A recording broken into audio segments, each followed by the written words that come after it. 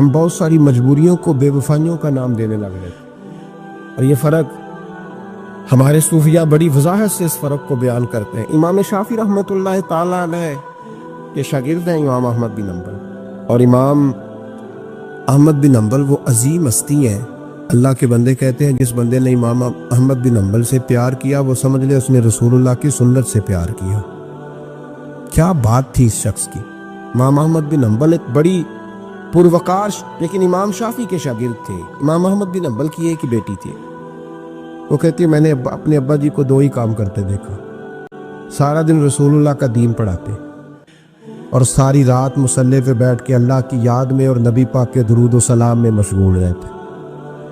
لیکن میں نے اپنے باپ کو ہمیشہ ایک کام کرتے دیکھا، 2 مشغلے تھے، سارا دن دین پڑھانا، ساری رات عبادت اور حضور صلی اللہ علیہ وسلم پر درود و سلام میں گزارنا۔ ایک کام میں نے بڑا مستقل دیکھا کہ میرے ابا جی ہمیشہ اپنے استاد امام شافعی کے لیے دعا مانگا کرتے، کوئی بھی نیک عمل کرتے تو ہاتھ اٹھاتے تو پہلے امام شافعی کے لیے دعا مانگتے۔ اور بچی چھوٹی سی تھی، ابھی اس کی عمر اتنی نہیں تھی کہ بالغ ہو سکے، تو وہ کہتی ہے میں اکثر سوچا کرتی تھی کہ آخر وہ کتنا بڑا شخص ہے کہ جس کے لیے میرا والد، میں بیٹی ہوں، میرے لیے دعا بعد میں مانگتا ہے، اور ان کے لیے پہلے وہ کتنا بڑا شخص ہے۔ امام احمد بن حنبل رحمۃ اللہ علیہ بغداد میں رہتے تھے، امام شافعی قاہرہ میں رہتے، اور مہینوں کا سفر تھا، ممکن ہی نہیں تھا آنا جانا، ممکن ہی نہیں تھا۔ خیر امام ایک وقت ایسا بھی آیا، بیٹی کہتی ہے میری بڑی دعا تھی کہ کبھی میرے ابا جی کا استاد آئے، میں کبھی اس کاریگر کو بھی دیکھوں جس نے اس جیسا ہیرا تراشا ہے، دل کرتا تھا میں اس معمار کو بھی دیکھوں جس نے اتنے خوبصورت نقش و نگار والی عمارت بنائی ہے، میں اسے تو دیکھوں، دل بڑا کرتا تھا، میں دعا مانگتی تھی۔ خیر ایک دن امام شافعی کا خط آ ہی گیا، کہنے لگے احمد بن حنبل مجھے پتہ چلا ہے بغداد میں ایک محدث رہتے ہیں جو بڑے بوڑھے ہیں اور ان کے پاس نبی پاک کی ایک حدیث ہے، تو میں چاہتا ہوں کہ میں جلدی جلدی بغداد آؤں اور آ کے ان سے وہ حدیث حاصل کروں، وہ سنوں۔ روایت حدیث بہت بڑا مرتبہ ہوتا۔ خط آ گیا تو امام احمد بن حنبل تو گویا بات ہی اور طرح کی ہو گئی نا، وہ تو مسئلہ ہی اور طرح کا ہو گیا نا، میں کو جیتے میرا دل بر سونا تے میں کیوں کر اس نو بھاواں، ویڑے میرے وڑدا نہ ہی کئی لکھ وسیلے پاواں۔ آج جب پتہ چلا نا تو حال بدل گیا، وہ تو وجد کرنے لگے امام احمد، بیٹی سے کہنے لگے بیٹی تیاری کرنی، ہر چیز نہیں ہونی چاہیے، میں تیرے ساتھ لگتا ہوں، صفائیاں مل کے کریں، آج رانائیاں بکھریں، جب وہ آئے گا تو پھر دیکھے گی دنیا کہ کس طرح کسی نے کسی کی عقیدت کی ہے۔ امام کو خط ملا، ادھر سے امام احمد بن حنبل رحمۃ اللہ تعالیٰ علیہ تیاری کرنے لگے اور امام شافعی چلنے لگے۔ جب چلے تو مہینوں کا سفر طے کر کے پہنچے۔ بچی کہتی ہے میرے دل کے اندر بہت بڑا زاویہ تھا، بہت بڑا، وہ بہت بڑے ہوں گے، کیا بات ہو۔ جب وہ تشریف لائے تو کہتی ہے میرے ابا جی جو تھے امام احمد بن حنبل رحمۃ اللہ علیہ وہ ایک چپاتی پوری نہیں کھایا کرتے تھے، آدھی روٹی ایک وقت میں ہوتی تھی اور زیادہ تر روزہ ہوتا تھا۔ فرماتی ہیں جب ان کے استاد آئے نا تو میں نے 8 روٹیاں پکا کے رکھی احتیاطاً، لیکن استاد صاحب ساری کھا گئے۔ میرا خیال تھا کہ وہ اگر آدھی کھاتے ہیں تو وہ آدھی سے آدھی کھاتے ہوں گے، وہ ساری روٹی کھا گئے۔ فرماتے ہیں حد ہو گئی، میرے دل میں خیال تھا کہ میرے ابا جی ساری رات بیدار رہتے ہیں تو ان کے استاد مغرب سے ہی مصلی پہ بیٹھ جائیں گے، ان سے بھی زیادہ پرہیزگار ہوں نا۔ لیکن میں نے عجیب منظر دیکھا کہ حضرت امام شافعی تشریف لائے، 8 روٹیاں کھائیں، عشاء کی نماز پڑھی اور لیٹ گئے۔ میرے ابا جی ساری رات نفل پڑھتے رہے، وہ ساری رات آرام کرتے رہے۔ میں نے تہجد کا پانی رکھ دیا تھا کہ سویرے اٹھیں گے امام شافعی تہجد میں تو وضو کریں گے، کہتے پانی بھی اسی طرح پڑا رہا، وہ کمبل میں رہے۔ فجر کا وقت ہوا تو امام احمد بن حنبل نے ان کے دروازے کے قریب ہو کے کہا حضرت جماعت کا وقت ہو گیا، کہتی بستر اتارا، وضو بھی نہیں کیا، مسجد چلے گئے، نماز پڑھ کے آ کے پھر لیٹ گئے۔ میرے ابا جی شراق چاش تک پھر مصلی پہ بیٹھے رہے۔ کہتی ہے میں بڑی بدگمان ہوں۔ پھر میں نے 1 منٹ کے لیے اپنے آپ کو سمجھایا کہ تھکے ہوئے تھے اس لیے آج عبادت نہیں کی، کل کریں گے۔ لیکن اگلا دن آیا تو انہوں نے پھر اسی طرح کھایا، ساری رات پھر اسی طرح رہے۔ فرماتی ہیں بس وہ آہستہ آہستہ 3-4 دنوں میں میرے ذہن میں جو زاویہ تھا وہ سارا زمین بوس ہو۔ میں نے کہا نہیں، میرے ابا جی نے جس دور میں دیکھا تھا اس دور میں شاید حالات اور ہوں، آج تو اور ہے۔ فرماتی ہے 4-5 دن کے بعد وہ رخصت ہونے لگے، پردے کے پیچھے میں سن رہی تھی۔ میرے والد کہنے لگے حضور وقت کیسا گزرا؟ کہنے لگے یار تجھے کیا بتاؤں، 2-3 مہینے رستے میں آیا ہوں تو بچ بچ کے جان بچانے کے لیے 2-4 لقمے کھاتا رہا ہوں۔ پتہ نہیں لوگوں کا رزق کس طرح کا تھا، پتہ نہیں جانور بھی صحیح ذبح ہوئے تھے کہ نہیں ہوئے تھے۔ جب تیرے دسترخوان پہ آیا ہوں تو میں نے تجھے سینچا ہے، سوارا ہے، مجھے پتہ ہے تو ایک لقمہ بھی حرام نہیں رکھ سکتا، اور میں نے تیرے لنگر سے نور نکلتے دیکھا ہے، اور یہ وہ والا کھانا ہے جو اندر جا کے بوجھ نہیں بنتا، نور بنتا ہے۔ اس لیے میں تیرے رزق کو نور سمجھ کے کھاتا رہا ہوں، زندگی بھر کبھی 2 اکٹھی نہیں کھائی، پر یہاں 8-8 روٹیاں کھاتا رہا ہوں، یہاں اپنے گھر میں یا تیرے گھر میں، ورنہ رستے میں تو میں بڑا پریشان تھا۔ اور فرمانے لگے تجھے پتہ ہے کہ میں ساری رات کیا کرتا رہتا تھا؟ کہ حضور نہیں۔ فرمانے لگے جو تو عشاء کی نماز میں تلاوت کرتا تھا نا سورتوں کی، میں ساری رات بستر میں لیٹ کے ان کی تفسیر کرتا رہتا تھا، اور میں نے ایک آیت کی 100 تفسیریں کی ہیں رات بھر جاگ کے، 100۔ تو نے دیکھا میں بغیر وضو چلا جاتا تھا سویرے؟ حضور ہاں۔ فرماتے اس لیے کہ میرا وضو ٹوٹتا ہی نہیں تھا، میں ساری رات تفسیری نقطے بیان کرتا رہتا تھا۔ بیٹی کہتی انہوں نے 2 جملے کہے اور میں رونے لگی۔ میرے والد آئے تجھے کیا ہوا؟ میں نے کہا ابا جی میں کیا سمجھی تھی اور یہاں نکل کے آیا، آپ اگر ساری رات نفل پڑھتے ہو تو اپنی ذات کے لیے، اور امام شافعی ساری رات جاگ کے باتیں یاد کرتے ہیں اور پھر لوگوں کے سینوں میں اتارتے ہیں، صرف اپنے لیے نہیں، یہ تو رسول اللہ کی امت کے لیے زندہ ہے۔ میں کیا سمجھی تھی او بھائی، میں نے کہا مجبوری اور بے وفائی میں فرق ہوتا ہے، ذرا چھلکا اتار کے دیکھ تو صحیح، تجھے پتا تو چلے اندر حالات کچے ہیں کہ پکے۔ ایک بزرگ تھے شاہ بقی الدین ابن مخلد، وہ کہتے ہیں مجھے پتہ چلا کہ اس دور میں نبی کریم علیہ السلام کی حدیث جو سب سے بہترین پڑھاتے ہیں وہ امام احمد بن حنبل ہیں۔ ان کو حضور کی حدیث سے جو خاص شغف ہے وہ کسی اور کو نہیں۔ کہتے ہیں میرے دل میں لو لگ گئی، حالانکہ میں امیر گھرانے سے تھا۔ میں کشتی میں بیٹھا امام احمد بن حنبل کے پاس آنے کے لیے، رستے میں طوفان آ گیا، کشتی اچکولے کھانے لگی، کسی طریقے سے ایک جزیرے کے ساتھ جا کے کشتی لگی، ٹوٹ گئی، بکھر گئی، میں جزیرے پہ اتر گیا، اور بھی کئی لوگ تھے۔ 1 مہینہ وہاں رہنا پڑا، بارشیں ختم ہوئی، موسم ٹھیک ہوا تو ایک کشتی دکھائی دی آتی ہوئی۔ فرماتے ہیں کہ وہ اس کشتی میں بیٹھا، دوبارہ بغداد کیا، مجھے سفر طے کرتے 2.5 مہینے گزر گئے، وہ جزیرے پہ مہینہ پتے کھا کے بھی گزارا کرنا پڑا۔ نکلا تھا علم حاصل کرنے، جب بغداد شریف پہنچا لوگوں سے پوچھا امام احمد بن حنبل کا مدرسہ کہاں؟ انہوں نے کہا وہ مدرسہ تو بند ہو گیا، وقت کا بادشاہ مخالف ہو گیا، مسجد مدرسہ سیل کر دیا۔ امام صاحب کہاں ہیں؟ کہا گھر کے اندر قید ہیں۔ ان کے گھر کو سب جیل بنا دیا، چاروں جانب پولیس کھڑی ہے، اور ویسے بھی بغداد میں کرفیو، ہر چوک چوراہے میں پولیس والے کھڑے ہیں۔ شاہ بقی الدین کہتے اتنا کچھ سننے کے باوجود بھی میرا جذبہ ٹھنڈا نہیں ہوا۔ وہ مہینے میں سفر کی صحبتیں، وہ سنا تھا کہ آستانہ یار دور ہے پر ہم نے بھی ٹھان لی تھی کہ جانا، وہ سنا تھا کہ آستانہ یار دور ہے پر ہم نے یہ ٹھان لی تھی کہ جانا ضرور ہے۔ کہتے پہنچ گئے، اب پتہ چلا کہ کرفیو ہے، سڑکوں پہ پولیس کھڑی ہے، گلیوں میں چوکوں چوراہوں میں پہرے ہیں، امام صاحب تک تو جا کوئی نہیں سکتا۔ کہتے میں نے ایک شخص کی منت کی، میں نے کہا کسی طریقے گاڑی بتا، کہنے لگا میں اشارہ بھی نہیں کر سکتا، سخت حالات ہیں، وہ کوئی طریقہ۔ میں نے جب زیادہ تڑپ کے کہا تو وہ شخص کہنے لگا میں ان کے گھر کے قریب تجھے لے جاؤں گا اور گزرتے وقت صرف آنکھ کا اشارہ کروں گا۔ کہتے میں نے کہا یہ بھی ٹھیک ہے۔ ان کے گھر کے تیری تلاش میں پھرے نا ہم جنگل پہاڑ اور دشت میں، ان کے دروازے کے قریب اس نے اشارہ کیا۔ شاہ بقی الدین کہتے ہیں کہ میں گھر دے کے آ گیا واپس۔ اب میں سوچنے لگا کہ کیسے امام صاحب تک پہنچنا ہے، بڑی تجویزیں سوچی، بڑی تجویزیں، کام والا بن جاؤں، پھیری لگانے لگ جاؤں۔ پھر سوچا کہ اگر میں کچھ بیچوں گا ریڑھی پہ رکھ کے تو کوئی خریدنے نکلے گا، کوئی نہیں نکلے گا، کس طرح کروں، کیا کروں، بڑی سوچیں۔ بالآخر میں نے طے کیا، اللہ اکبر، میں نے نہ کپڑے پھاڑ لیے، امامہ اتار دیا، فرماتے ہیں کہ ایک پیالہ مٹی کا خرید کے گلے میں رسی سے باندھ لیا، اور امام احمد بن حنبل کی 3 گلیوں پیچھے میں نے دروازہ صدا لگانی شروع کی، فقیر ہوں، اللہ کے نام پہ لینے آیا ہوں۔ کہتے ایک ایک دینار مانگتے مانگتے مانگتے مانگتے آزم یار منون دی خاطر اساں کی پیز بٹائے۔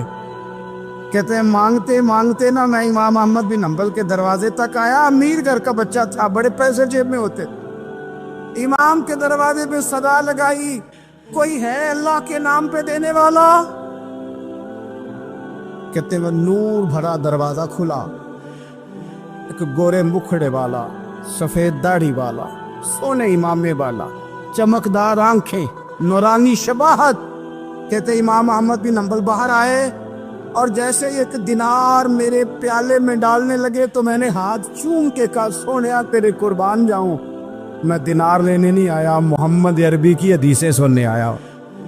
کہتے امام کی بھی آنکھیں کھل گئی، کہنے لگے اس حال میں اعظم یار مناؤن دی خاطر اور سانکی کی پیس بٹائے کہ حضور کیا کرتا، یہی ایک طریقہ رہ گیا تھا، میں تو کہاں سے چلا ہوں، کہاں پہنچا ہوں، کیا کروں؟ امام صاحب فرمانے لگے پھر میں بھی بڑے دنوں سے پریشان تھا، کوئی سیکھنے والا نہیں مل رہا تھا، تو مل گیا۔ کہنے لگا حضور میں روز آ جاؤں فقیر بن کے، آپ جتنا چاہیں 2 4 5 منٹ میں مجھے حدیثیں سنا دیں، میں اگلے دن یاد کر آیا کروں۔ کہتے 2 سال لگ گئے، شاگرد کہاں ملیں گے ایسے، کہاں مرید ملیں گے، گزر گیا دور۔ کہتے ہیں کہ میں نا ہر روز فقیر بن کے جاتا، 3 گلیاں پیچھے مانگنا شروع کرتا، کوئی شک نہ کرے، 2 سال دروازے پہ جاتا، آگے پیالہ کرتا، امام ایک دینار ڈالتے اور مصطفیٰ کی حدیثیں سناتے۔ کہتے ہیں حالات بدل گئے، 2 سال کے بعد حکومت بدل گئی، امام کا مدرسہ بحال ہو گیا، رش ہو گیا، بادشاہ بڑا عقیدت مند تھا، جو نیا آیا اس نے بڑا کر کے ادارہ بنا کے دیا، جس دن میں گیا تو رش لگا ہوا تھا۔ کہتے حالات بدلے تو ہم نے بھی کپڑے بدلے، ہم نے بھی دوبارہ سے دستار باندھی، اور کہتے ہیں بڑے لوگ بیٹھے ہوئے تھے، میں جب داخل ہوا نا تو امام اٹھ کے کھڑے ہوئے، آپ فرمانے لگے پتر ادھر آ، تو آگے آ کے بیٹھ، لوگ دین سیکھنے آتے ہیں، تو فقیر بن کے مانگنے آیا تھا، اور میں بھی باقیوں کو پڑھایا کرتا تھا، تجھے میں دیا کرتا تھا، اور اب باقی پڑھا کریں گے، تجھے دیا جائے گا، اور تجھے سینے سے نکال کے دیا کروں گا۔ زمانے بدل گئے، حالات بدل گئے، وہ شخص چلا گیا، کون حکمران تھا کون نہیں تھا، لیکن استاد شاگرد کے ادب کی داستان قیامت تک باقی رہے۔ یہ قیامت جب طبیعتوں میں احترام ہوتا ہے، جب ادب ہوتا ہے، آپ کو پتہ ہے نبی پاک صلی اللہ علیہ وسلم کو یہ ادب کتنا پیارا ہے، نبی پاک علیہ السلام اس احترام کے جذبے کو کتنا پسند کرتے ہیں، اللہ کے پیارے رسول صلی اللہ تعالیٰ علیہ وسلم اس جذبہ احترام سے کتنے راضی ہوتے ہیں، حضور کس قدر زیادہ چاہتے ہیں کہ میری امت ادب والی بنے۔ نبی پاک علیہ السلام ادب والے لوگوں کے بارے میں اتنے راضی ہیں، اتنے راضی ہیں، اتنے خوش ہیں، حضور اتنا نوازتے ہیں۔ میں نے یہ حدیث پڑھی تو یوں لگا کہ جیسے روح وجد کرنے لگی ہے۔ بہقی میں امام بہقی نے لکھی ہے، اللہ کے پیارے رسول علیہ السلام فرماتے ہیں جو چھوٹے پر شفقت کرے اور بڑے کا احترام کرے، اللہ اسے جنت میں میری سنگت عطا فرمائے گا۔ یہ میرے قرب کا ذریعہ ہے، یہ چیز میرا قرب ملے گا، شرط یہ ہے کہ ادب والے بن کے آؤ، احترام والے بن کے آؤ، کبھی بھی سوء ادب نہ کریں، کبھی کسی مقام پر بھی بے ادبی نہ کریں، آپ اپنا ذائقہ کبھی تبدیل نہ کریں۔ امام احمد بن حنبل لکھ دے گا، وضو کر رہے تھے، ایک شخص کہتا ہے میں نے ساری زندگی گناہوں میں گزار دی تھی، تو امام صاحب نا وضو کر رہے تھے جھیل پر بیٹھ کے، تو جھیل اس طرح ہوتی ہے، پہاڑ ہیں، اوپر کو پانی نیچے آ رہا ہے، تو کہتے ہیں امام صاحب نیچے بیٹھ کے وضو کر رہے تھے، تو میں اوپر بیٹھ کے نا وضو کر رہا تھا یا پانی پی رہا تھا، تو میں نے دیکھا کہ اتنے بڑے امام نیچے۔ کہتے میں نا میرے دل میں خیال ہے یار میں ساری زندگی غلط کاموں میں گزاری ہے، پر جو بھی ہے یہ رسول اللہ کے دین کے عالم۔ کہتے ہیں وہ حضور کے دین کی عزت کرنے کے لیے میں اوپر سے اٹھا آ کے نا، تو میں تھوڑا پیچھے جا کے نیچے بیٹھ گیا، جو میری حاجت تھی، پانی پینا تھا یا منہ دھونا تھا، میں وہ کرنے لگا، کہتے ہیں امام صاحب نے بھی یوں نظر میری طرف دیکھی، پتہ نہیں انہوں نے کیا دعا دی کہ رب نے مجھے توبہ کی توفیق عطا فرما۔ میں اللہ کے فضل سے اللہ نے میرا دل موڑ دیا اور میں رب کریم کی بارگاہ کی جانب میری توجہ ہو گئی۔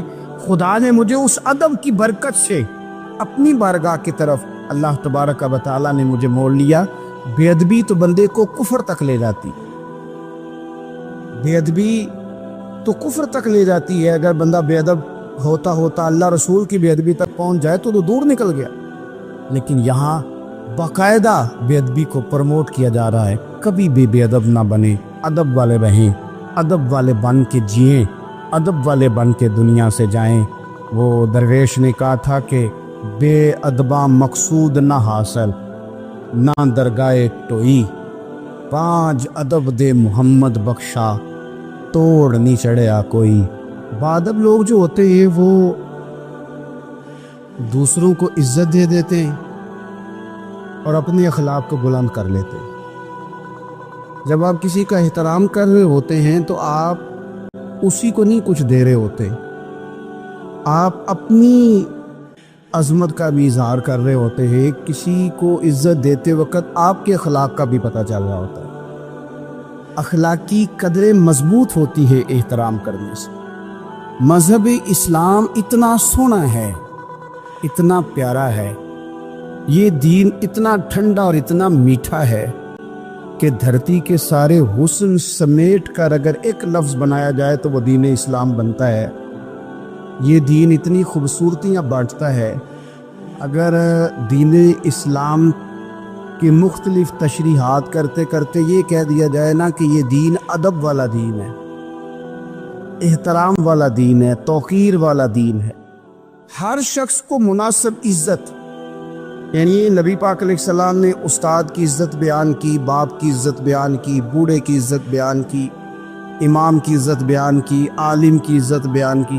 کچھ بھی نہیں تھا، بالکل ان پڑھ تھا، سادہ تھا، پر مزدوری کر رہا تھا، حلال کما رہا تھا، ہاتھوں پہ چھالے تھے۔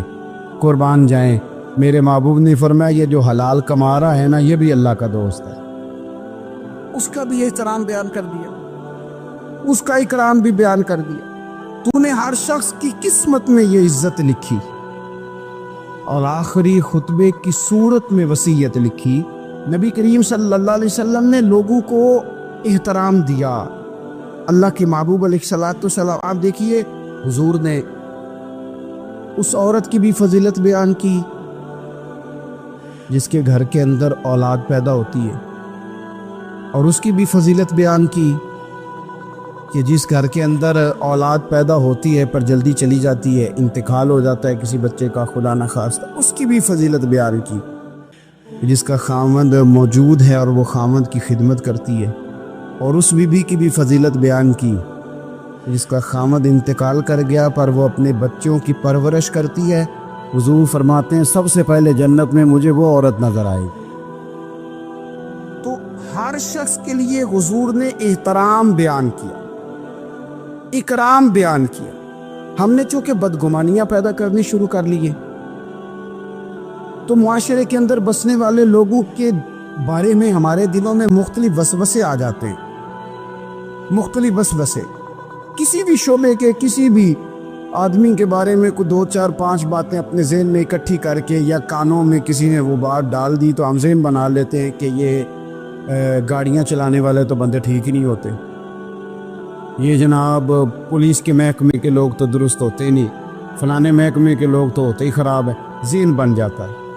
پھر آہستہ آہستہ ادب انسان کے دل سے رخصت ہوتا ہے۔ ہمیں دین نے ادب سکھایا، احترام سکھایا۔ میرے رسول کریم علیہ الصلوۃ والسلام کی وہ ذات بابرکات ہے، ہمیشہ یہ ہوتا تھا کہ چھوٹے بڑوں کا ادب سکھاتے تھے، پر یہ واحد دربار مصطفیٰ ہے کہ جس کے آداب خود رب کریم نے بیان فرمائے۔ فرمایا یا ایھا الذین آمنوا لا ترفعوا اصواتکم فوق صوت النبی۔ آپ کبھی آیت کے انداز پر غور کرے، کہا اے ایمان والو تمہاری آوازیں میرے نبی کریم علیہ السلام کی آواز سے اونچی نہیں ہونی چاہیے۔ بندے کی آواز کا کوئی بالیون ہوتا ہے؟ کہ اب 3 پہ آواز ہے. ٹیپ ریکارڈر کا تو والیوم ہوتا ہے نا کہ 1 پہ ہے، 2 پہ ہے، 6 پہ ہے. تو آواز کا والیوم ہوتا ہے کہ یہ کتنے پہ ہے. آواز تولی جا سکتی ہے کہ میری آواز کا وزن اس وقت 1.5 پاؤ ہے، آدھا کلو ہے، 5 چٹانک ہے، کوئی ہوتا ہے وزن؟ لیکن ہمیں بتایا گیا کہ بالکل وزن نہیں ہوتا، تولی نہیں جا سکتی، ماپی نہیں جا سکتی، پرکھی نہیں جا سکتی. لیکن جب تم نے دروازہ رسول پہ آنا ہے تو پھر آواز کو بھی تول کے آنا ہے، پھر لفظوں کو پرکھ کے آنا ہے، پھر جملے مرتب کر کے آنا ہے، پھر ترتیب لگا کے آنا ہے، پھر تم نے وہاں سوچ سمجھ کے بات کرنا. ایک روایت میری نظر سے گزری اور کیا ہی انداز ہے امام زرقانی نے لکھی. ایک صحابی ہے حضرت ابو قرصافہ رضی اللہ تعالیٰ عنہ. حضرت ابو قرصافہ رضی اللہ تعالیٰ عنہ فرماتے میں چھوٹا تھا، میری اماں اور میری خالہ مجھے ساتھ لے گئی. میں نے کہا کہاں جانا ہے؟ کہنے لگے آؤ نبی پاک کا کلمہ پڑھنے جانا ہے. پڑھیے درود شریف صلی اللہ، سارے پڑھیے، پھر پڑھیے ایک دفعہ صلی اللہ تعالیٰ علیہ. حضور کا ذکر ہو تو فوراً درود پڑھنا چاہیے. نبی کریم علیہ السلام کی بارگاہ میں نا میری خالہ اور میری اماں دونوں مجھے ساتھ لے گئیں کلمہ پڑھنے. کہتے ہیں جب ہم حضور کی بارگاہ میں پہنچے، کلمہ پڑھا، واپس آئے تو میری اماں اور میری خالہ آپس میں بات کرنے لگی. میری خالہ کہنے لگی تو نے دیکھا ہے ان کا بولنا کتنا مزیدار تھا. میری خالہ کہنے لگی تو نے تو وہ دیکھا ہے، لیکن وہ جو غلام آیا تھا اس کے ساتھ ان کا رویہ کتنا پیارا تھا. تو نے دیکھا جب وہ کھانا کھا رہے تھے تو پہلا خیال انہوں نے ہمارا کیا. بار بار وہ ان کا ذکر کرتی، کہتے آپس میں حضور کی شانیں بیان کرتی، میری اماں بھی میری خالہ بھی. بالآخر بات لمبی ہو گئی تو میری اماں بولی، کہنے لگی بس کر، ہم کتنی عظمتیں بیان کریں گے، مجھے تو 3 باتیں سمجھ میں آئی ہیں. کتنی؟ 3 باتیں مجھے سمجھ میں آئی ہیں. کہا وہ کیا؟ تو کہنے لگی ما رأینا مثل حاضر الرجل احسن وجہا ولا القا صوبا ولا البنا کلاما. کہنے لگی مجھے تو 3 باتیں سمجھ میں آئی ہیں کہ نہ اتنا خوبصورت چہرے والا کوئی شخص دیکھا ہے، اور نہ اتنے صاف کپڑوں والا کو دیکھا ہے، اور نہ ہی اتنی میٹھی بولی بولنے والا کوئی دیکھا ہے. تینوں باتوں کی کمال ہے. ظاہری حسن بھی کمال، کپڑوں کی صفائی بھی کمال، اور رسول پاک کا بولنا بھی کمال، لب و لہجے میں مٹھاس بھی خوبصورتی والی. یہ اصل حسن ہے کہ ظاہراً بھی انسان بڑا منزہ ہو، باطناً بھی بڑا صاف ستھرا ہو. میرے رسول پاک علیہ السلام کا طریقہ مبارکہ پتہ کیا تھا؟ حضور صلی اللہ تعالیٰ علیہ وآلہ وسلم جب مسجد میں نماز پڑھ لیتے تو حضرت جعفر رضی اللہ تعالیٰ عنہ فرماتے، بخاری کی حدیث ہے، فرماتے میں مدینہ شریف میں آیا تو حضور نماز پڑھ لیتے تو صحابہ نبی پاک کے پاس آتے اور حضور کا دست مبارک پکڑ کے پہلے چومتے پھر چہروں پہ ملتے، پہلے چومتے پھر چہروں پر. نبی پاک کے صحابہ حضور کے قدم بھی چوما کرتے، قدموں میں جھکا کرتے تھے. یہ تو بھائی اس وقت پتہ چلتا ہے جب کسی سے پیار ہو جاتا ہے. جب کسی بندے سے، میں اکثر مثال دیا کرتا ہوں اکثر کہ کسی کا بچہ پیشاب کرے تو کہہ آتی ہے، الٹی آتی ہے، لیکن اپنا بچہ بالوں میں بھی کر دیتا ہے، پھر کوئی کہہ نہیں آتی چونکہ اپنا ہے نا، پیار ہو گیا ہے نا. اب وہ کیفیت جب کسی سے محبت ہو جاتی ہے نا تو کچھ چیزیں صرف سمجھنے کی نہیں، کچھ چیزیں ایسی ہوتی ہیں جو محسوس کرنے والی ہوتی. اس نے کہا تھا عشق ایک ڈھونگ ہے، میں نے کہا تجھے عشق ہو خدا کرے، پھر کوئی تجھے اس سے جدا کرے، تو اسے تسبیحوں پہ پڑا کرے، تو اسی کا نام جپا کرے، تو گلی گلی پھرا کرے، پھر میں کہوں کہ عشق ایک ڈھونگ ہے اور تو نہیں کہا کرے. پھر میں کہوں کہ عشق ایک ڈھونگ ہے اور تو، اس نے کہا تھا عشق ایک ڈھونگ ہے تو میں نے کہا تجھے عشق ہو خدا کرے. بھائی یاد رکھو جب انسان کو محبت ہوتی ہے تو پھر اس کے انداز بدل جاتے ہیں، اس کے طور طریقے تبدیل ہو جاتے ہیں. وہ میں اکثر ایک بات کہا کرتا ہوں، میں کہتا ہوں بچہ باہر سے برگر کھا کے آ جاتا ہے رات کو، اماں کہتی بیٹے روٹی کھا لو، کہنا تو سب کو بھی پکائی میں نہیں کھا رہی، حالانکہ برگر ہے کھا آیا ہے، دور سے کھا آیا ہے. تو اماں اس کو کہتی ہے پھر میں سویاں نہ بنا دوں تھوڑی سی اپنے بیٹے کو، فٹافٹ چاول نہ تجھے ابال دوں، ساتھ میں باریک دال بنا دیتی. کہتا نہیں میری مرضی کا پکاتے نہیں، میں نے نہیں کھانا. ایسے اب ابا جو ہے نا، ابا وہ اماں کو سمجھا رہا، کہتا چھڈ پر، آپ بھوک لگے گی تھی آپ ہی کھا لے گا، تو نہ ایڈی ٹینشن ہے ایویں پہ تینوں ستاندا ہے. اماں کیا کہتی ہے؟ کہتی نہیں مجھے نیند نہیں آ رہی، کھائے گا تو سکون آئے گا. اب اس کو آپ لاکھوں دلیلیں دیں کہ سیاںا بیان ہے، بچہ نہیں ہے، 22 سال کا ہے، 24 سال کا، چھوڑ تو کیا کر رہی ہے. لیکن اماں کو کوئی سمجھا سکتا؟ کیوں نہیں سمجھا سکتا کہ اسے اپنے بیٹے سے پیار بڑھا. وہ کیا کرے، وہ مجبور ہے، اس کے دل کی کیفیت اس طرح کی ہے کہ کوئی دنیا کی طاقت اسے سمجھا سکتی، سوال ہی نہیں پیدا ہوتا کوئی اسے سمجھا سکے، یہ ممکن کیسے ہو کیسے سکتا ہے؟ یہ محبت ہے میرے رسول پاک علیہ السلام کے صحابی حضرت جعفہ فرماتے میں حضور کی بارگاہ میں آیا تو صحابہ کیا کرتے، نبی پاک کا دست مبارک پکڑتے، پہلے چومتے پھر چہرے پہ ملتے، بخاری ہے، فرماتے میں نے کہا یہ کیا کر رہے ہیں؟ پھر اچانک میرا بھی دل کیا ذرا کر کے تو دیکھو، کچھ چیزیں چکھنے پہ پتہ لگتا ہے کتنی مزیدار ہے۔ کہتے میں بھی قریب گیا، حضور کے دست مبارک میں نے ہاتھ ڈالا، فرماتے ہاتھ پکڑا ہی تھا کہ نبی پاک کا ہاتھ برف سے بھی زیادہ ٹھنڈا، فرماتے پھر میں نے پکڑ کے چہرے پہ ملا تو کستوری سے زیادہ خوشبو آ رہی تھی دست مبارک، فرماتے اب میرا چھوڑنے کو دل ہی نہیں کر رہا تھا، اب میری طبیعت نہیں مان رہی تھی۔ میرے نبی کریم علیہ السلام اللہ کی دلیل ہیں، ہر پاکیزگی، ہر حسن، ہر کیف اللہ نے اپنے رسول کو عطا فرمایا۔ دنیا کی جتنی غلاظتیں تھیں جب کوئی حضور کے قریب جاتا تھا تو ساری غلاظتیں دور ہو جاتی۔ کما ارسلنا فیکم رسولا منکم یتلو علیکم آیاتنا ویزکیکم، اللہ فرماتے ہیں میرے محبوب تم پر میری آیتیں پڑھیں گے اور تمہیں پاک فرما دے گا، تمہاری ساری ناپاکیاں نبی پاک دور کر دے، ہر غلاظت تم سے دور ہٹ جائے۔ ایک صحابی ہے حضرت شیبہ بن عثمان رضی اللہ تعالی عنہ، وہ کہتے ہیں میرے والد کو اور میرے چچا کو مسلمانوں نے احد میں قتل کر دیا، میرے دل میں بڑا غصہ تھا، بڑا جلال تھا کہ کبھی مجھے موقع ملے تو میں بدلہ لوں گا۔ کہتے فتح مکہ کے بعد نبی پاک علیہ السلام حوازن کی جنگ کے لیے نکلے، مجھے پتا چلا حضور جا رہے ہیں تو میرے اندر شعلے بھڑک رہے تھے انتقام کے۔ روز میں منصوبہ بندی کرتا، پلاننگ کرتا کہ کسی طریقے سے میں ان تک پہنچوں گا اور بدلہ لوں گا۔ کہتے ہیں نبی کریم علیہ السلام نہ حوازن کے لیے پہنچ چکے تھے، فرماتے میں بھی جنگ میں جا کے شریک ہو گیا اور میں نے طریقہ اس طرح کا اختیار کیا کہ کسی طریقے میں حضور تک پہنچ جاؤں۔ سمجھ آ رہی ہے میری بات کی؟ نبی کریم علیہ السلام تک کسی طریقے پہنچ جاؤں۔ فرماتے ہیں لڑتے لڑتے، لڑائی کے دو طریقے ہوتے تھے، کبھی تو ایسے ہوتا تھا کہ ایک دو آدمی مل کے آپس میں لڑتے تھے، پھر گمسان کا رن پڑتا تھا، گھمبیر ہو جاتی تھی جنگ، سمجھ نہیں آتی تھی تیر کہاں سے آیا، نیزہ کہاں سے آیا۔ فرماتے جب گمسان کا رن پڑا نا، مجھے موقع مل گیا، میں حضور کے قریب پہنچ گیا۔ حضرت شیبہ بن عثمان رضی اللہ تعالیٰ عنہ کہتے جب میں پہنچ گیا تو میں نے نا دیکھا کہ اب حضور کے قریب لوگ نہیں ہیں، فرماتے میں نے نا فوراً تلوار اٹھائی، تلوار اٹھا کے میں حضور کو معاذ اللہ شہید کرنے ہی لگا تھا کہ ایک نور چمکا حضور کے سامنے۔ پڑھیے درود صلی اللہ علیہ وسلم، کہتے ایک نور چمکا، اتنی تیزی تھی اس نور میں کہ میری آنکھیں بند ہو گئی، میرے ہاتھ سے تلوار گر گئی، آنکھیں چنڈھا گئی میری۔ فرماتے تلوار میرے ہاتھ سے چھوٹ گئی۔ اب جب وہ روشنی ختم ہوئی نا تو میں نے دیکھا نبی پاک سامنے کھڑے مسکرا رہے ہیں۔ میں نے کر دی، آپ نے سن لی، ذرا دیکھو تو صحیح، جو تلوار لہرائے اسے دیکھ کے بھی کبھی کو مسکرایا، جس نے تلوار ہی لہرا دی، جو شہید کرنے ہی لگا تھا، پہنچ گیا تھا۔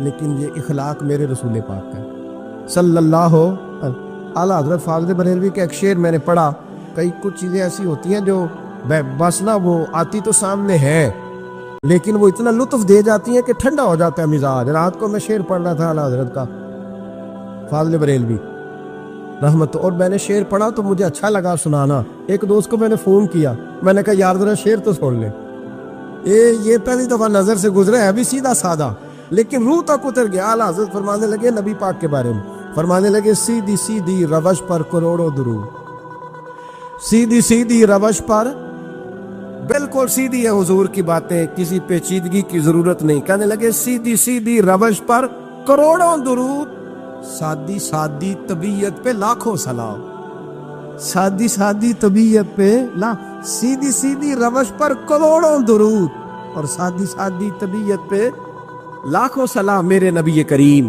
صلی اللہ علیہ وسلم مجھے دیکھ کے مسکرائے اور فرمایا جب حضور مسکرائے نا تو میں نبی کریم علیہ السلام کو دیکھ کے حیران ہوا کہ میں نے تلوار تانی تھی اور حضور نے مسکرانا شروع کیا۔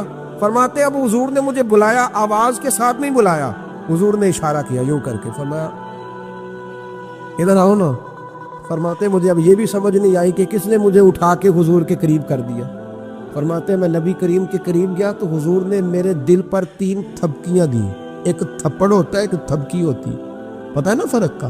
ایک تھپڑ کو مارے تو جلال آتا ہے اور تھپکی دے تو پیار آتا ہے۔ کہتے حضور نے 3 تھپکیاں دی اور دی بھی میرے دل پر، 1 پھر 2 پھر 3۔ کہتے پہلی تھپکی دی تو میرے اندر سے کفر نکل گیا، دوسری تھپکی دی تو میرے اندر ایمان داخل ہو گیا، اور تیسری تھپکی جب نبی پاک علیہ السلام نے دی تو مجھے ہر چیز سے بڑھ کر رسول اللہ سے پیار ہو گیا، محبت ہو گئی نبی کریم سے۔ آپ فرماتے ہیں اب حضور نے نا فوراً میرے ہاتھ میں تلوار تھمائی، فرمایا پہلے تو ہمارے خلاف لڑ رہا تھا، تلوار پکڑ، اب ہماری طرف سے لڑ، تلوار پکڑ اور لڑ۔ آپ فرماتے ہیں میں اتنا لڑا کہ جو حضور کا دشمن سامنے آتا میں گلا کاٹ دیتا، جو آتا میں اس کے ٹکڑے کر دیتا۔ فرماتے ہیں پہلے میں باپ کا بدلہ لینے آیا تھا، اور اب میرا یہ حال ہے کہ اگر میرا باپ بھی سامنے آئے گا تو میں اس کا بھی گلا کاٹ دوں گا، لیکن حضور کے قریب کسی کو جانے نہیں دوں گا۔ حضرت شیبہ بن عثمان کہتے ہیں جنگ ختم ہو گئی، حضور خیمے میں گئے، میں بھی گیا، اب نبی پاک لوگوں سے باتیں کر رہے ہیں، حضور لوگوں سے باتیں کر رہے ہیں، میں ایک کونے میں بیٹھا سوچ رہا ہوں کہ میں تو بدلہ لینے آیا تھا، یہ میرے ساتھ ہوا کیا؟ حضور لوگوں سے باتیں کرتے جا رہے ہیں، میں سوچتا جا رہا ہوں کہ میں تو انتقام لینے آیا، یہ کیا معاملہ ہوا؟ کہتے محبوب نے اچانک میری طرف نظر اٹھائی اور فرمانے لگے شیبہ ایک ارادہ تو نے کیا تھا جو غلط تھا، اور ایک ارادہ میرے رب نے کیا ہے اور تیرے اوپر فضل فرما دیا ہے۔ فرماتے حضور نے اب مجھ سے فرمایا کوئی خواہش ہو تو بتاؤ، مانگ لو کچھ مانگنا ہے تو۔ میں نے عرض کی یا رسول اللہ میری بخشش کی دعا کر، بڑا میرا خوفناک ماضی ہے، میں اسلام کا بڑا دشمن رہا ہوں، حضور دعا کر دے، یاد ماضی عذاب ہے یا رب، چھین لے مجھ سے حافظہ میرا، یا رسول اللہ بڑے گناہ ہیں میرے، دعا کر دے۔ کہتے میں نے دعا کے لیے کہا اور حضور پھر دوسرے لوگوں سے باتیں کرنے لگے، کبھی اس سے کبھی اس سے کبھی اس سے۔ میں سوچنے لگا کہ میری بات کا کوئی جواب ہی نہیں آیا۔ جب تو 3 بار میں نے سوچا تو میرے کریم نے پھر توجہ میری جانب کی اور فرمایا تو نے بخشش کی دعا کا کہا تھا، میں نے سن لیا ہے، رب کریم نے تیری بخشش فرما دی ہے، اللہ نے تجھے بخش دیا، تیری خطائیں رب کریم نے معاف کر دی۔ نبی پاک کے دست مبارک کی برکت، رسول پاک ایک صحابی تھے حضرت فرقد ان کا نام تھا رضی اللہ تعالی۔ پہلے نا میں جب گفتگو کیا کرتا تھا نا تو میں صحابہ کا نام نہیں لیتا تھا، میں کہتا تھا ایک صحابی فرماتے ہیں، کیونکہ صحابہ کے نام مشکل تھے، لوگوں کو یاد نہیں رہتے۔ ایک دن میرے دل میں خیال آیا کہ نام لیں گے نہیں تو انہیں آئیں گے کیسے، چلو خود کسی کو یاد ہو جائے گا، تو مجھے اچھا لگا۔ پچھلی دفعہ میں نے حضرت ساسا بن ناجیہ کا نام لیا تو مجھ سے میرے دوستوں نے کہا ذرا لکھ کے دے کیا نام تھا۔ مجھے خوشی ہوئی کہ یار اگر یہ لفظ کہے جائیں گے تو لوگوں کو دلچسپی ہوگی۔ حضرت فرقد ایک صحابی تھے، اور یہ وہ صحابی ہیں جنہوں نے حضرت عمر کے زمانے میں موصل کا علاقہ فتح کیا تھا، بڑے دلیر تھے، ان کی 4 بیویاں تھیں۔ تو کہتے ہیں جب بھی یہ گھر میں آتے تو خوشبو اتنی اعلیٰ لگا کے آتے کہ ہم حیران ہو جاتی۔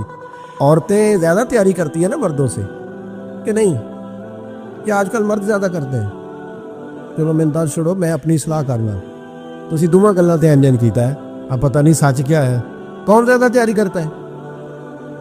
چلو بیٹھے جو مرد نے، ویسے میرے پاس جو اخباری تراشے ہیں ان میں یہ لکھا ہے کہ آج کل مردوں کے میک اپ پہ زیادہ خرچ آنے لگے، یہ تحقیقی رپورٹ ہے، اور پاکستان میں سب سے زیادہ جو اخراجات ہیں وہ میک اپ کے سامان کے ہیں۔ پہلے لڑکیاں بیوٹی پارلر جاتی تھی، اب لڑکے بھی جاتے ہیں، پہلے صرف دلہن جاتی تھی، اب سارا خاندان جاتا ہے۔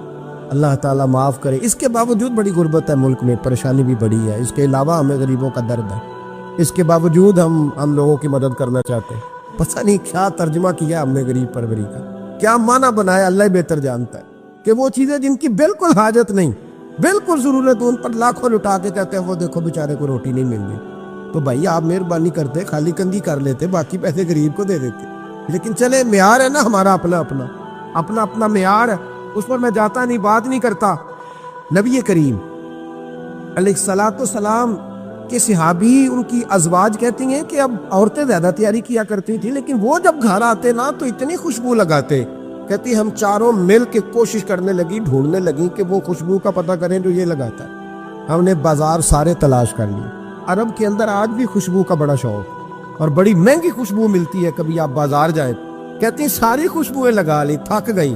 ایک دن چاروں سوتنے مل کے بیٹھی، کہنے لگی ہم نہیں اس کا مقابلہ کر سکتے، آج پوچھ ہی لے کہاں سے خوشبو لگاتا ہے۔ पूछ ही लेते हैं, चलो बात ही खत्म हो जाए, पूछ ले। ये हम जितनी मर्जी आला लगाएं, जब ये आ जाता है ना, कुछ लोग मेरे महफिल होते हैं, जहां आ जाते हैं वहां छा जाते हैं। तो ये जब आते हैं तो छा ही जाते हैं। क्या करें, इस तरह का मीरे महफिल है, क्या करें इसका। फरमाने लगी, एक दिन चारों सौतनों ने मिलकर उनको बिठा लिया। कहने लगी, बताओ तो सही, खुशबू कौन सी लगाते? कहने लगे, कोई भी नहीं, कभी लगाई ही नहीं, आज तक नहीं लगाई। तो कहती है, बीबियाँ कहने लगी, सियाबा तो गलत बयानी नहीं करते, पर आप क्या बात कर रहे हैं, ये कैसे हो सकता है कि आप आते हैं तो हम हैरान हो जाती हैं। फरमाने लगे, जिस दिन की तुम लगी हुई हो ना मेरी खुशबू का मुकाबला कर दे, मुझे पहले दिन का ही पता है। तो मैंने कहा चलो जोर लगा ही ले, देख ही लेते हैं कहाँ तक बात जाती है तुम्हारे पास, जितना जोर लगा लो। बहरहाल मैं अल्लाह की कसम उठा के कहता हूँ, कभी नहीं लगाई। तो बीबियाँ कहने लगी, फिर बता तो सही, तो एक दलेर आदमी है, और जो दलेर लोग होते हैं वो खुशबुओं के और कपड़ों के और इन चीज़ों में ज़्यादा वक्त नहीं लगाते, उनके तो मिशन और तरह के होते। आप तो मुजाहिद किस्म के आदमी है, पर हर वक्त खुशबू आती है। तो हज़रत फरकत रो पड़े, कहने लगी, बीमार हो गया था, लाचार हो गया, हकीमों तबीबों ने इनकार कर दिया, वजूद पर मेरे आबले निकल आए, फिंसियाँ बन गई, उनमें पीप भर गई, बैठ नहीं सकता था, उठ नहीं सकता। जब थक गया ना तो दरवाजा रसूल पे चला गया।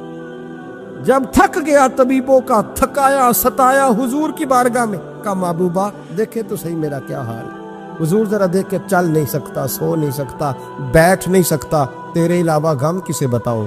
कहते हैं हुजूर ने फरमाया, 70 ढांप ले, बाकी सारे कपड़े उतार। 70 ढांप ले, कहते हैं टखनों से लेकर नाफ तक मैंने 70 ढांप ली, बाकी सारे कपड़े उतारे।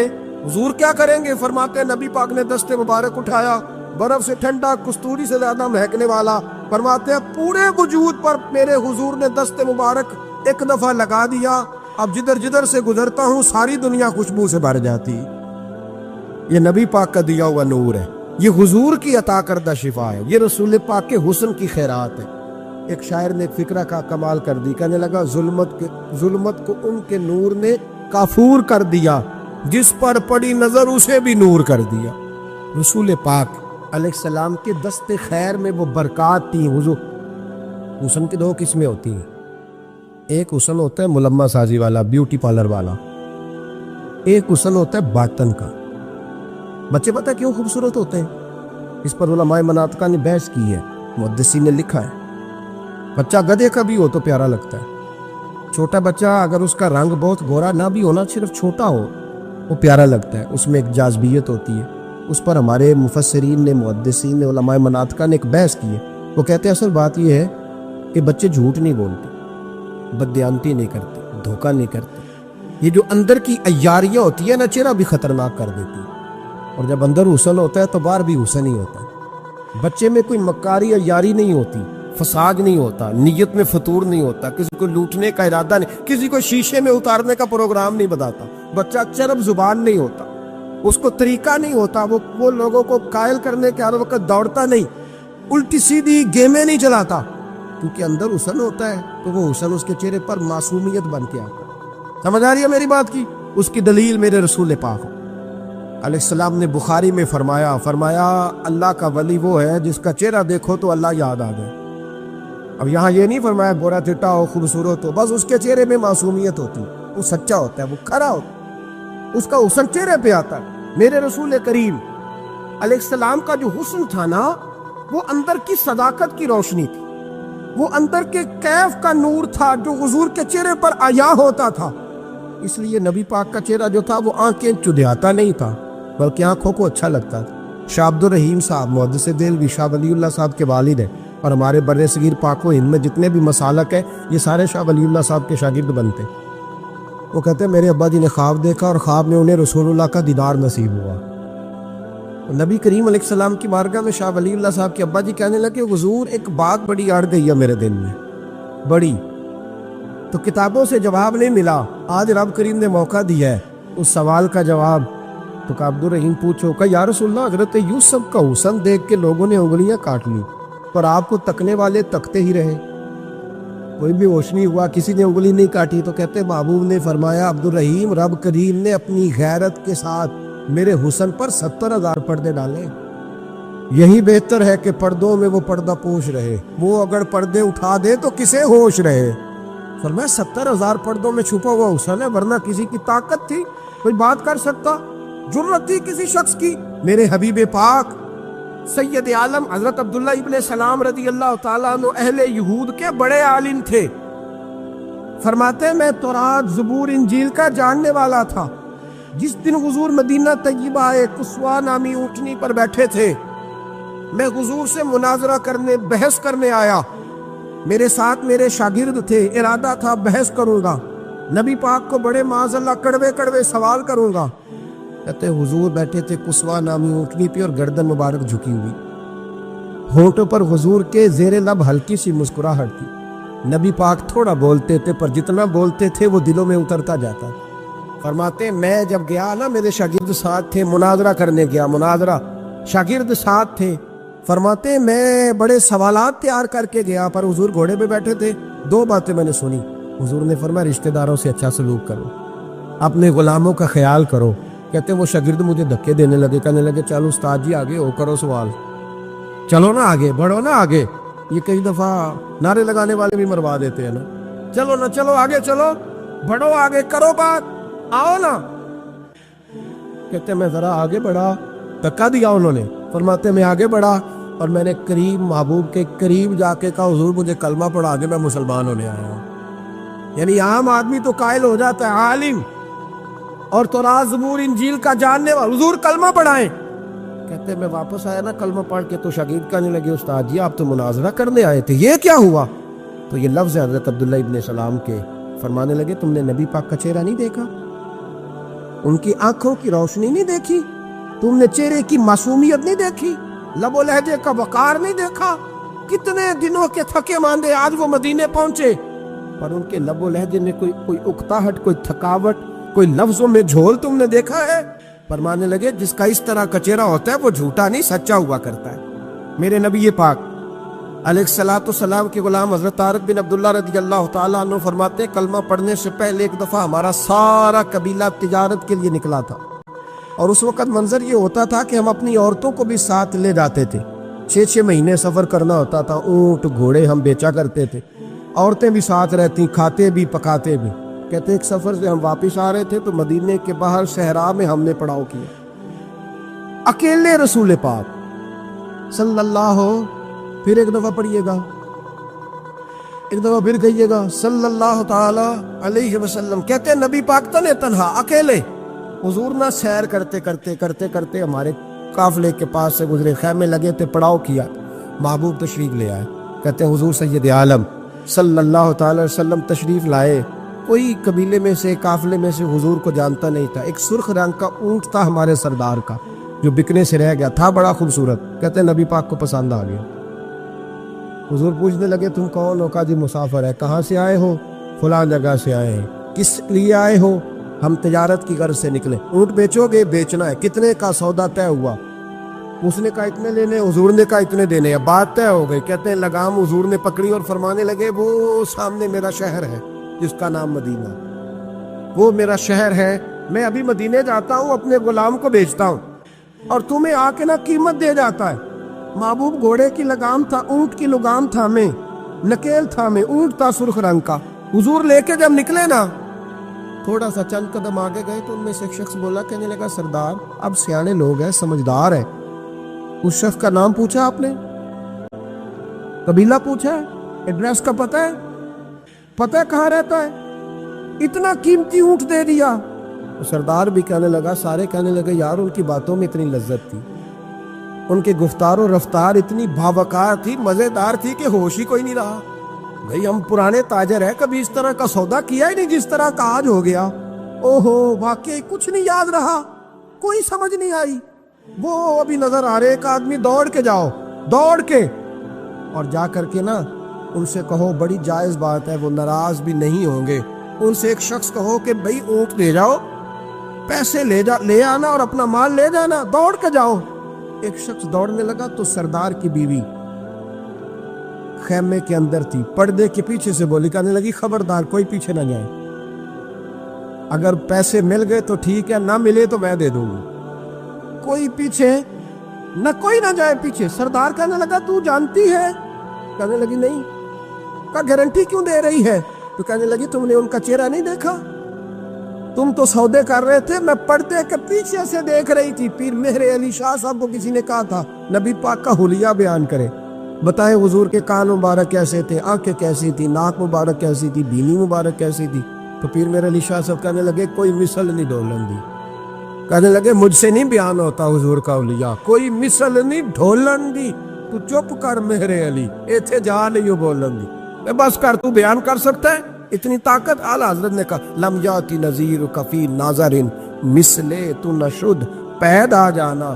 کہ حضور مثال تو تب آپ کی بنے گی نا، کوئی آپ کی طرح کا پیدا تو ہوگا، تب بھی مثال بنے گی. تو جب ہوا ہی نہیں تو مثال کیسے بنے گی؟ کہنے لگی کوئی نہ جائے.